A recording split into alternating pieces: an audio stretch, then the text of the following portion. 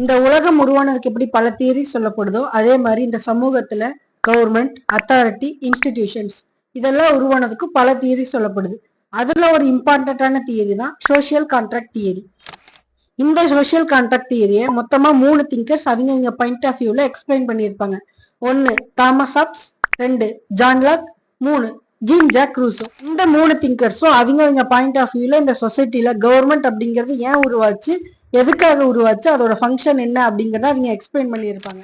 இதை நாம ஈஸியா புரிஞ்சுக்கிறதுக்கு இதை மொத்தமா 4 ஸ்டேஜஸா பிரிக்கலாம். First state of mind, second state of nature, third social contract, fourth futures of state.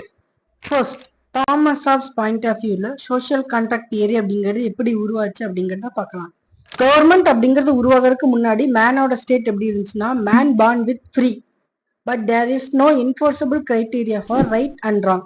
அதாவது சரி எது தவறு எது அப்படிங்கிறதுக்கான சரியான வரைமுறை கிடையாது. இதனால சமூகத்துல பாதுகாப்பு அப்படிங்கிறது ஒரு கேள்விக்குறியான நிலைமையில இருந்தது. இதை தாமஸ் ஹாப்ஸ் எப்படி எக்ஸ்பிளைன் பண்ணியிருப்பாருன்னா, ஸ்டேட் ஆஃப் நேச்சர் அப்படிங்கிறது solitary, poor, nasty, brutish and short. ரொம்பவும் குறுகிய காலமே மனிதர்கள் உயிரோட இருப்பாங்க இந்த மாதிரி நிலைமையில அப்படின்னு சொல்லியிருப்பாரு.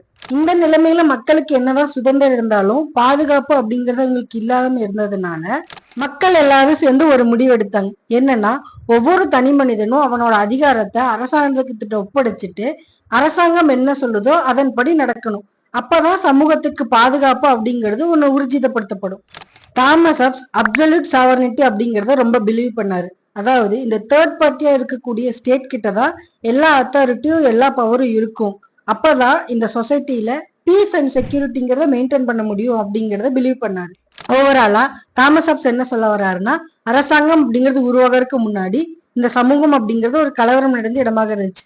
இந்த மாதிரி இடத்துல பாதுகாப்பு அப்படிங்கிறது ஒரு கேள்விக்குறியான ஒண்ணு. அதனால எல்லா மக்களும் ஒண்ணு சேர்ந்து கான்ட்ராக்ட்ல சைன் போட்டு அவங்களோட அதிகாரத்தை அரசாங்கத்துக்கிட்ட ஒப்படைச்சிட்டாங்க. அரசாங்கம் மக்களுக்கு பாதுகாப்பையும் அமைதியும் வழங்குச்சு. நெக்ஸ்ட் ஜான் லாக்கோட சோசியல் கான்ட்ராக்ட் தியரி என்ன சொல்லுது அப்படிங்கறத பார்க்கலாம். இந்த சொசைட்டி அப்படிங்கிறது ஒரு கலவரம் நிறைஞ்ச இடம் கிடையாது. ஸ்டேட் ஆஃப் நேச்சர் எப்படி இருந்துச்சுன்னா ரொம்ப பீஸ்ஃபுல்லா இருந்துச்சு. அதாவது நேச்சுரல் லா வந்து பீப்புளை கைட் பண்ணுச்சு. ஒவ்வொரு இண்டிவிஜுவலும் பிறக்கும் போது செர்டன் நேச்சுரல் ரைட்ஸோட தான் பிறக்கிறாங்க. அதாவது right to freedom, right to equality, right to property அப்படிங்கிற பிறக்கும் போதே நேச்சுரல் ரைட்ஸோட தான் மக்கள் பிறக்கிறாங்க. ஸோ ஸ்டேட் ஆஃப் நேச்சர் அப்படிங்கிறது ஒரு பீஸ்ஃபுல்லான பிளேஸா இருக்கும்போது ஏன் மக்கள் எல்லாரும் சோசியல் கான்ட்ராக்ட் இதுல சைன் பண்ணணும் அப்படிங்கிற ஒரு கொஸ்டின் வரலாம். அதுக்காக ஜான் லாக் என்னென்னலாம் ரீசன் சொல்றாரு அப்படிங்கறத பார்க்கலாம். என்னதான் ஸ்டேட் ஆஃப் நேச்சர் அப்படிங்கிறது ரெலவென்ட்லி பீஸ்ஃபுல்லா இருந்தாலும் அங்கேயும் சில பல பிரச்சனைகள் இருந்தது. என்னன்னா, there is no common authority to settle disputes. பிரச்சனைகளை சால்வ் பண்றதுக்கான காமன் அத்தாரிட்டி கிடையாது. எல்லாரும் ஒத்துக்கிற மாதிரியான லாஸ் கிடையாது. அது மட்டும் இல்லாம அங்க ஜஸ்டிஸ் அப்படிங்கிறது ஒரு கேள்விக்குறியான ஒன்னாதான் இருந்துச்சு. எஃபெக்டிவான ஜஸ்டிஸ் அப்படிங்கறத வழங்க முடியல. இந்த மாதிரி பிரச்சனைகளை சால்வ் பண்றதுக்காக மக்கள் எல்லாரும் சேர்ந்து கான்ட்ராக்ட்ல சைன் பண்ணி கவர்மெண்ட் அப்படிங்கறத ஒண்ணு உருவாக்குனாங்க. மக்கள் அவங்களோட எல்லா அதிகாரத்தையும் அரசாங்கத்துக்கிட்ட ஒப்படைக்கணும் அப்படிங்கிறது கிடையாது.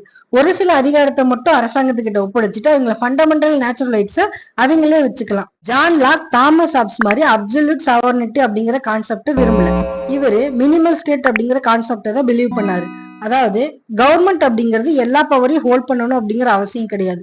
கவர்மெண்டோட முக்கியமான வேலை என்னன்னா, மக்களோட ஃபண்டமெண்டல் ரைட்ஸை பாதுகாக்கிறதும், மக்களுக்கு செக்யூரிட்டி வழங்குறதும், மக்களோட பப்ளிக் குட்ஸுக்காக அவர்களுடைய செயலை செய்யறது மட்டுமே கவர்மெண்டோட வேலையா இருக்கும். அது மட்டும் இல்லாம மக்களுக்கு ரெவல்யூஷன் அப்படிங்கிற ஒரு ரைட்டும் இருக்கு.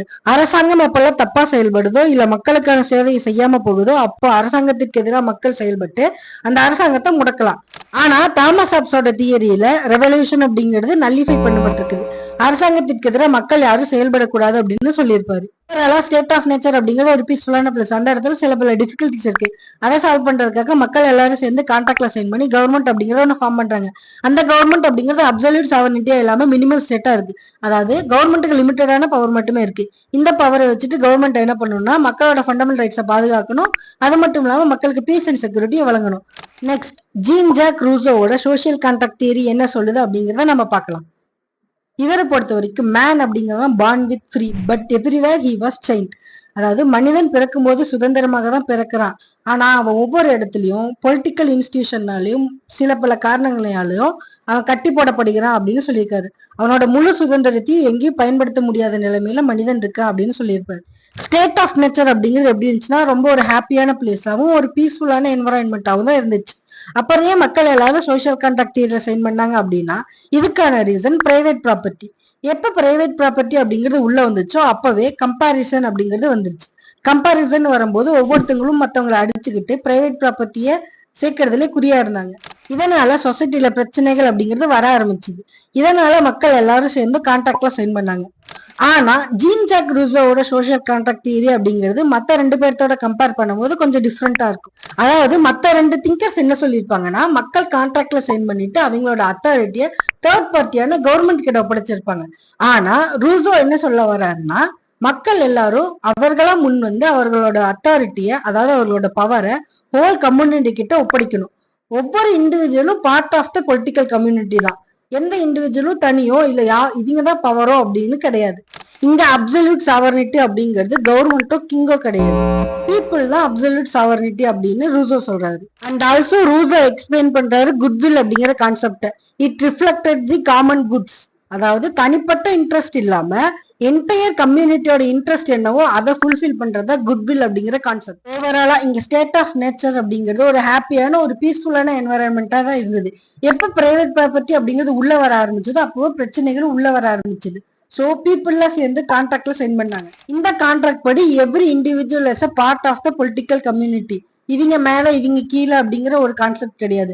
அப்சல்யூட் சாவர்னிட்டிங்கிறது பீப்புளே தவிர கவர்மெண்டோ ரூலரோ கிடையாது. So this is social contract theory. People எல்லாரும் சேர்ந்து கான்ட்ராக்ட்ல சைன் பண்ணாங்கன்னு சொல்றோமே, அந்த கான்ட்ராக்ட் அப்படிங்கிறது உண்மையாலுமே இருந்துச்சு அப்படின்னு கேட்டா கிடையாது. இது வந்து ஒரு உட்டோப்பியனான ஒரு தாட் தான். So that's it. உங்களுக்கு ஏதாவது டவுட் இருந்துச்சுன்னா கீழே கமெண்ட் பண்ணுங்க. தேங்க்யூ.